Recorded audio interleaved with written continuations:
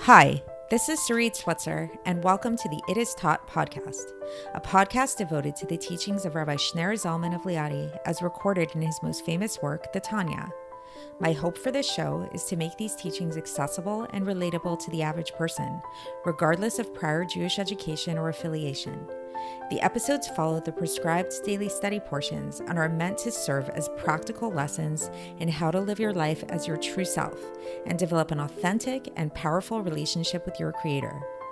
I have personally experienced the effects the study of this work has had on me, and I'm excited to share what I can of this knowledge with you. So please join me on this journey of learning, self-growth, and connection with your source.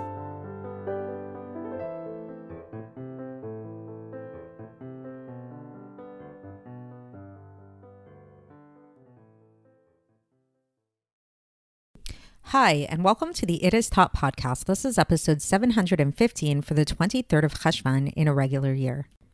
Today is going to be somewhat of a feminist-oriented episode, and we're going to be dispelling some myths that people might have regarding Judaism and the inferiority of women. And in fact, as we'll see, there's something very powerful about the feminine power, about women in general, and in a literal sense, and also about the feminine energy in specific, and how this manifests in terms of the Torah and in terms of our relationship with God. So let's start off this discussion by thinking about the conception and birth of a child and the roles that the male and the female play in this, the mother and the father. So on first glance, when you think about it, then, okay, so the father, what does he contribute? He contributes the sperm, the initial seed, which appears to be kind of like the most essential part of the baby. And then the mother, what does she do? She takes that seed and it gets implanted in her womb, in her uterus, and it develops there, which is a big thing. And we don't want to minimize that at all, obviously. It's a big thing. The woman is carrying around this seed that turns into a fetus and eventually a baby for 9 months. And it's a very big job. But it kind of appears at first glance, at least superficially, that all she's doing is she's taking this seed and she's developing the seed. So she's not really contributing anything of her own. But in fact, according to Kabbalah, she actually is contributing something very great of her own. And she's actually, without the mother, the seed would not be enough. There's something more going on there. She's actually developing the child on an even deeper level and on a much more powerful level that's even higher than the male.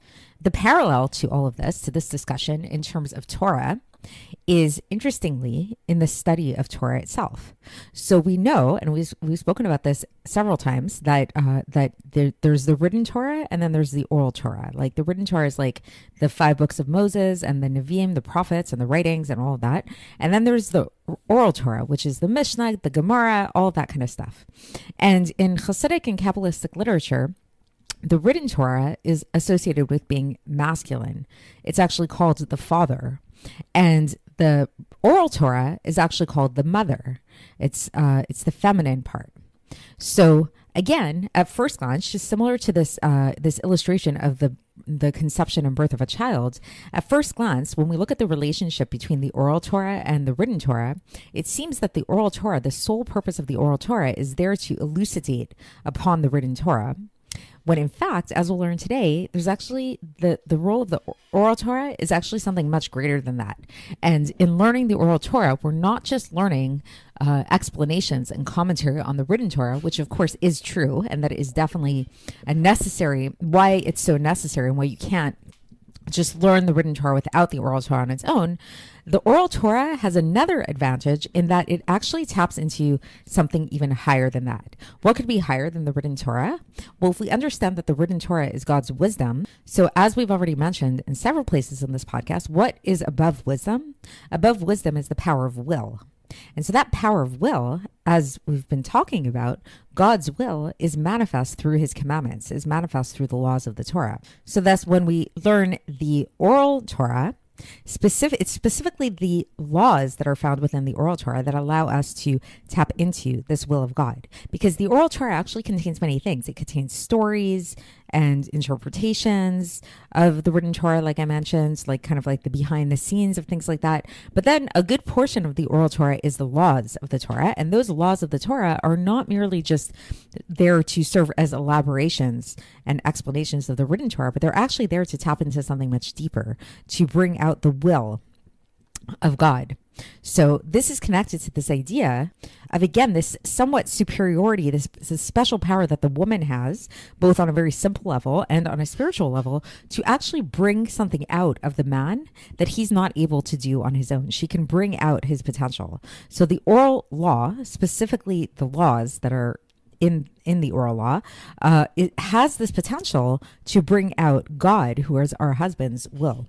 So the Oral Torah begins this section that we're going to be learning today, and for context, again, we're going to be learning the end of Epistle 29 in Iggeres HaKodesh, and so the Oral Torah begins by telling us that God's will, as manifest, as we already learned, through the 613 commandments of the Torah, is found in the written Torah, but it's found there in a very concealed way.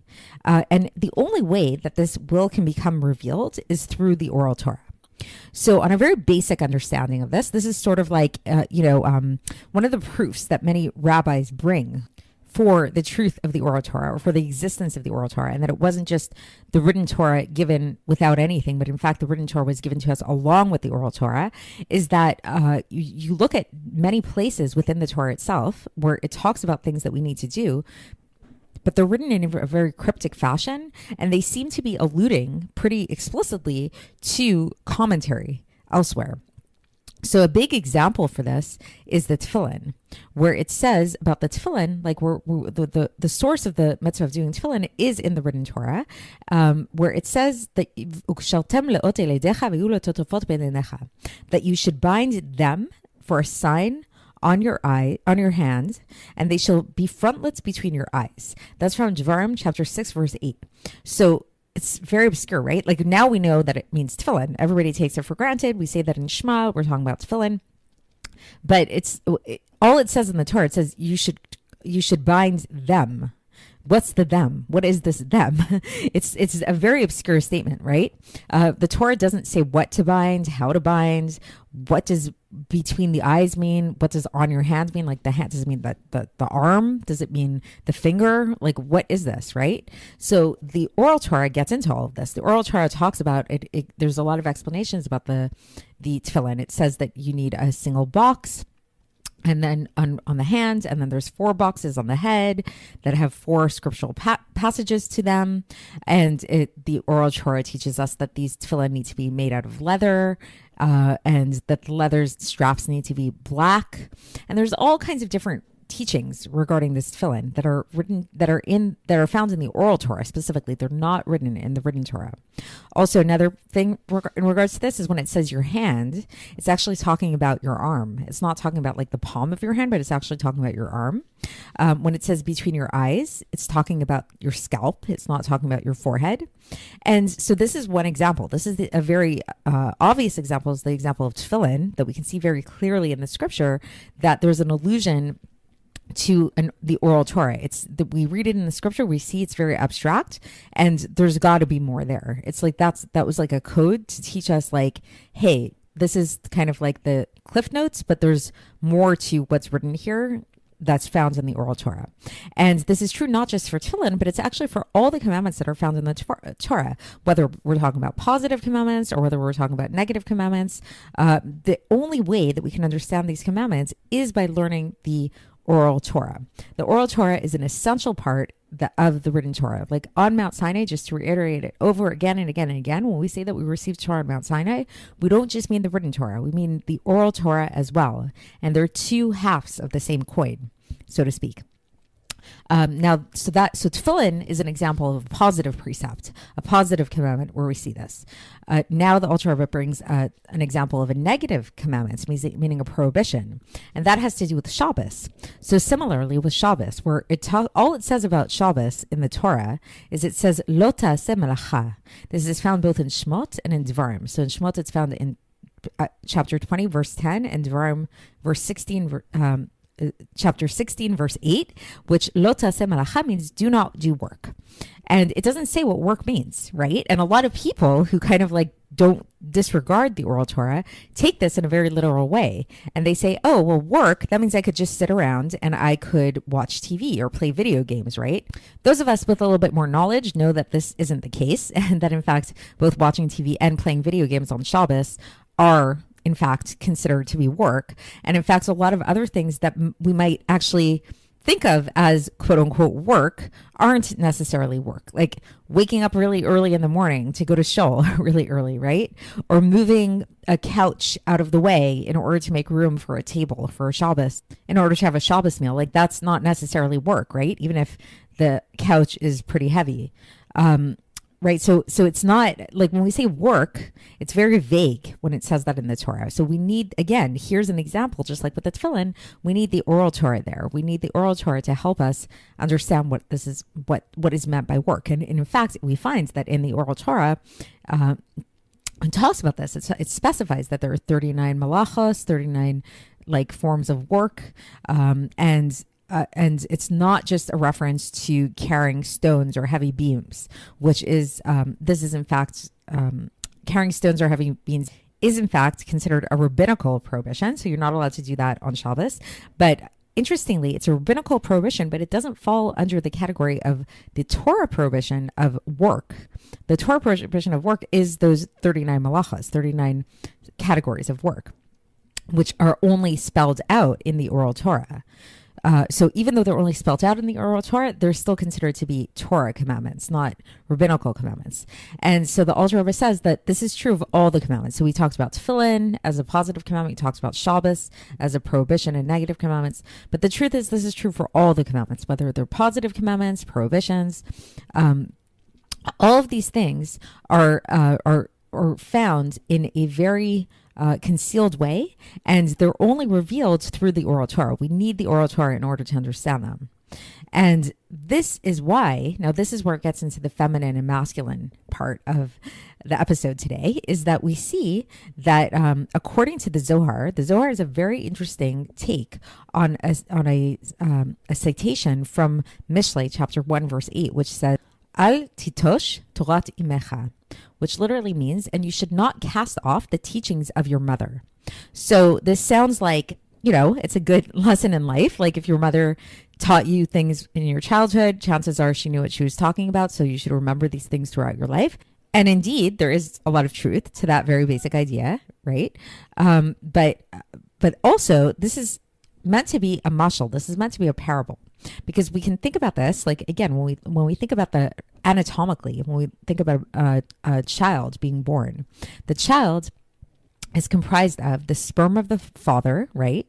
And then the mother brings it out into a state of being. It reveals it. It develops the child until the point that the child is made up of, it's a complete child made up of 248 organs and 365 sinews. And so this is exactly how it works. So we know, again, and it's a really apt parable, this parable of a baby or a child, because the 248 organs and 365 sinews, as we've learned in elsewhere, parallel the commandments. There's 248 positive commandments and 365 prohibitions.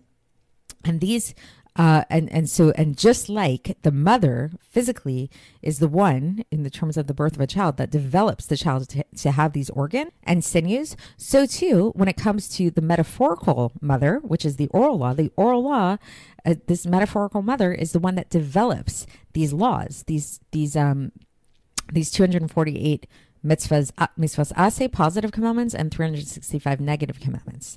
And whereas, so by contrast, so that now we know that's what's meant by the mother. When it says don't go away from the teachings of your mother, it's specifically talking about the oral law. Whereas we know that there's another verse where it says, Shema b'ni musar avicha. That's also from Mishlei, chapter 1, verse 8. And it literally means, heed, my son, the admonition of your father. So, okay, we don't push aside the teachings of our mother, and we should also listen to our fathers. So that's true, right? And just on a very literal level. But the allusion here in this more spiritual way is that this father part is an allusion to the Written Torah. Why? Because the Written Torah originates from Chokhmah. which is called father from the wisdom aspect. Whereas the oral Torah comes from bina, which is the mother, understanding. It's more elaborate, right? And so now we can understand this thing. There's a very famous verse, which is actually the basis of a song that we sing every Shabbos, Eshet Chayil. This is a verse from Mishlei, chapter 12, verse 4, where this verse talks about the Eshet Chayil Ateret Bala, that the woman of valor is the crown for her husband. So what does this mean? Or that she surrounds her husband, another way. So if we think about it in this way, the Eshet Chayil, the woman of valor, is the oral Torah, and the Ateret Bala, her husband, is that her husband is the written Torah. And why is it that she crowns her husband or surrounds her husband? So now we're going to understand this idea of the crown, right? But first, we're going to delve a little bit more into this idea of the woman of valor. It could have just said woman, right? Why a woman of valor? Eshet Chayil.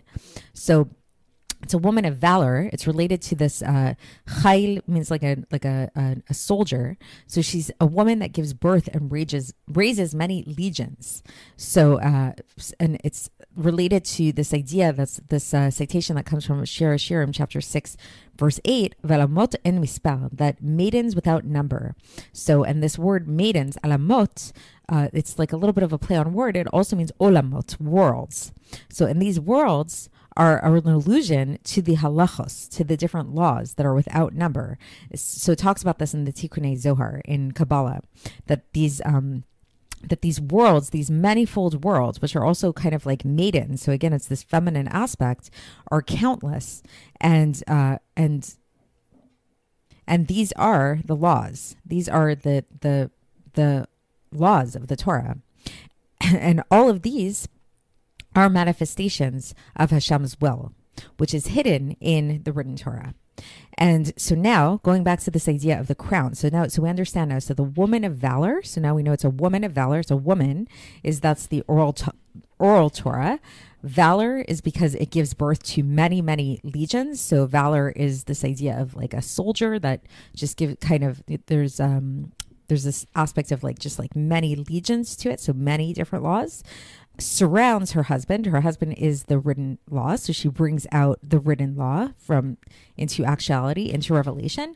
But then this idea of the surrounding, or the crown, serving as the crown of her husband, this is because, as we've been learning about before, we've already learned this, so there's a little bit, it should be a review for you guys at this point, that what's above Chokhmah, which again, Chokhmah is the wisdom from which the written Torah is sourced. Above that is Keter, is this attribute of Keter, which is where the will comes from, and pleasure too, which is the inner aspects of the Keter, as we spoke about. And the crown, and we can understand this physically because the crown surrounds the brain on the head, right? Like, where do you wear a crown? You wear a crown on your head.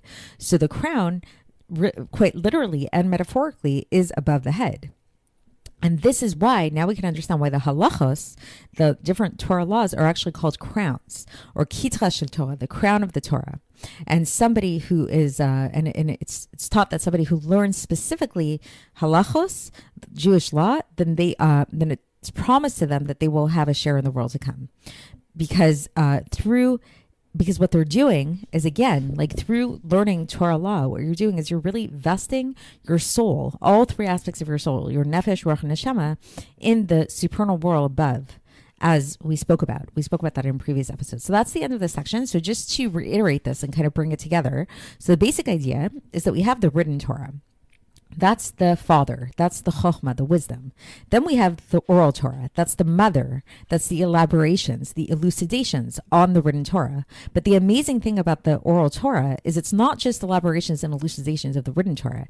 It has something else going on to it also. It contains within it the ability to surround the written Torah, meaning to go above the written Torah and tap into something that's even higher than the written Torah by serving as the crown for the written Torah, and that's through the laws that are inherent, that are spoken about in the oral Torah in a more explicit way. And so this allows for the oral Torah to tap into the crown, into the will of God, which is above God's chokhmah, which is why it's so powerful when we learn God's law, when we learn the laws of the Torah. This allows our souls to get vested in this power and this will of God, and to really connect to this level of the will of God. So that's it for today, and we will continue tomorrow when we begin a new epistle, and I will speak to you then. Thanks for listening to the It Is Taught podcast, hosted by Sarit Switzer. This podcast is dedicated in loving memory of my maternal grandfather, Avraham Yitzchak ben Binyamin HaKohen of blessed memory. Music by Shoshana. If you enjoyed this episode and would like to support the show, please share it with others and subscribe on YouTube, Apple iTunes, Spotify, or wherever you listen to podcasts. And make sure to leave us a 5-star review. To find out more about the It Is Taught project, including more information on my soon-to-be published book, please visit our website, itistaught.com. To catch the latest from me, follow me on Facebook, Instagram, and Twitter. Looking forward to speaking with you tomorrow, and until then, have a great day.